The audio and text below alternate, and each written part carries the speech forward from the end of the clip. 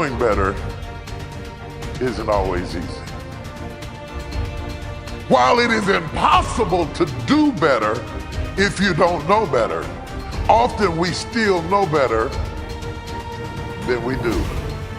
But the problem is you just can't bring yourself to change course because of all the people that it would hurt for you to change. And how long will you make those people more important than your destiny?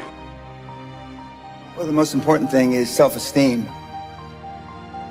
The people that we read about, the people that we admire, the Elon Musks, the Steve Jobs, the Warren Buffetts, etc., all have one thing in common. They have extremely high self-esteem. The truth is, you will never win in life by being someone you are not.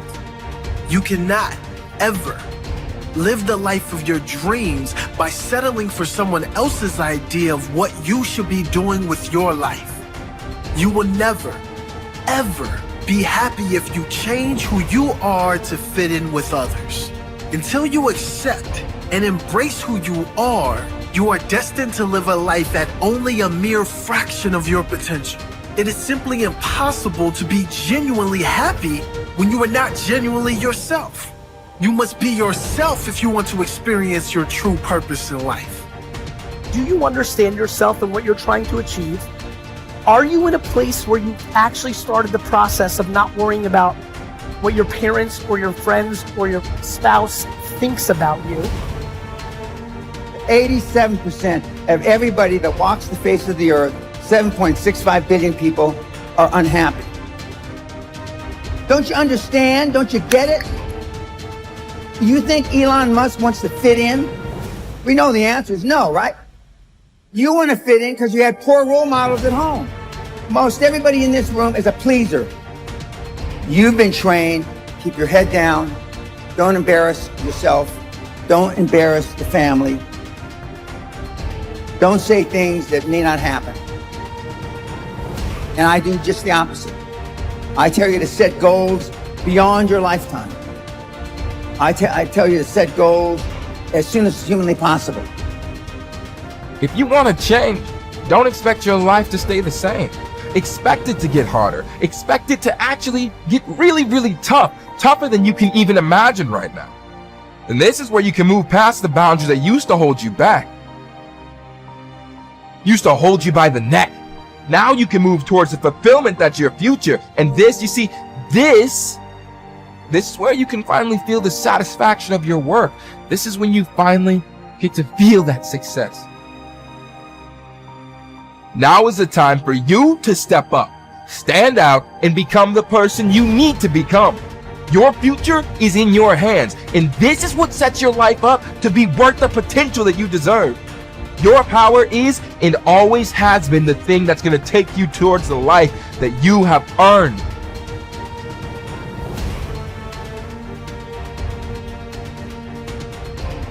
Rule 1 is stand up straight with your shoulders back, and it's about a general attitude towards life. So hierarchies are very stable features of life in general, and certainly of human life.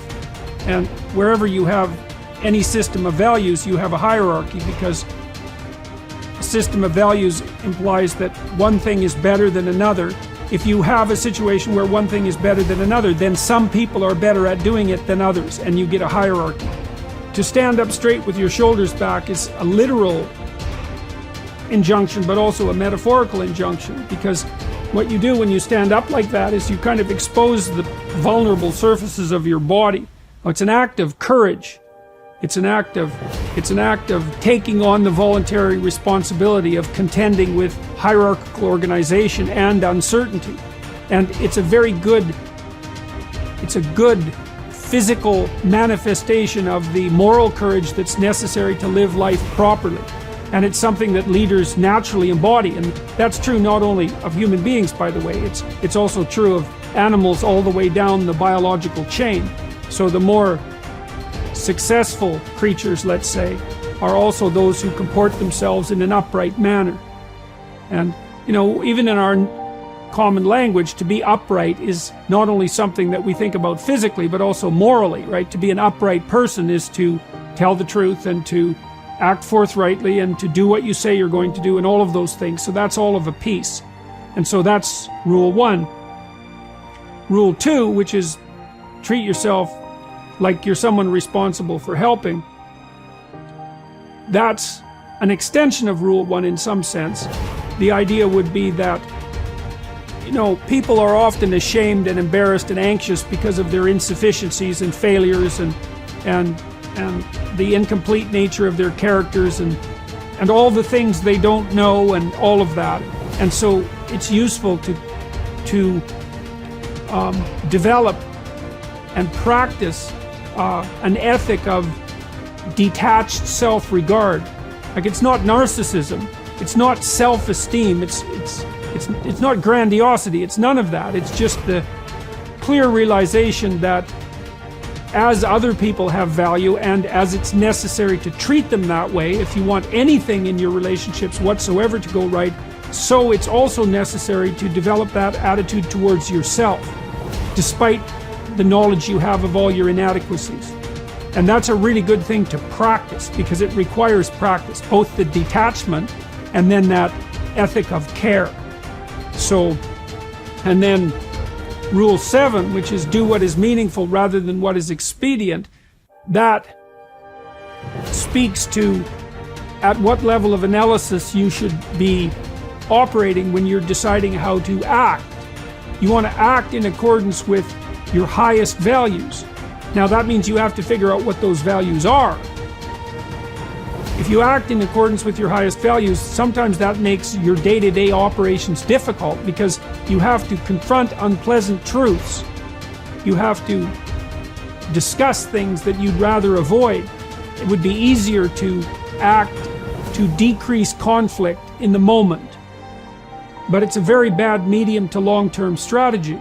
You have to engage in a certain amount of conflict, moment to moment, if you're going to say and do the things that are necessary in order to set things right in the medium to long term and for an increasingly large number of people. And that's also another guide to leadership, I would say. Nobody's journey is seamless or smooth.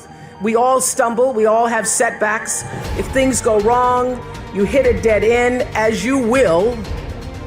It's just life's way of saying, time to change course. So ask every failure. This is what I do. Every failure, every crisis, every difficult time, I say, what is this here to teach me? And as soon as you get the lesson, you get to move on. If you really get the lesson, you pass and you don't have to repeat the class. If you don't get the lesson, it shows up wearing another pair of pants or skirt to give you some remedial work. And what I found is that difficulties come when you don't pay attention to life's whisper, because life always whispers to you first. And if you ignore the whisper, sooner or later, you'll get a scream. Whatever you resist persists, but if you ask the right question, not why is this happening, but what is this here to teach me? What is this here to teach me? It puts you in the place and space to get the lesson you need. My friend Eckhart Tolle, who's written this wonderful book called A New Earth, that's all about letting the awareness of who you are stimulate everything that you do. He puts it like this. He says, don't react against a bad situation, merge with that situation instead, and the solution will arise from the challenge. Because surrendering yourself doesn't mean giving up, it means acting with responsibility. Okay, many of you know that, as President Hennessy said, I started this school in Africa. And I founded the school where I'm trying to give South African girls a shot at a future like yours, Stanford. And I spent 5 years making sure that school would be as beautiful as the students.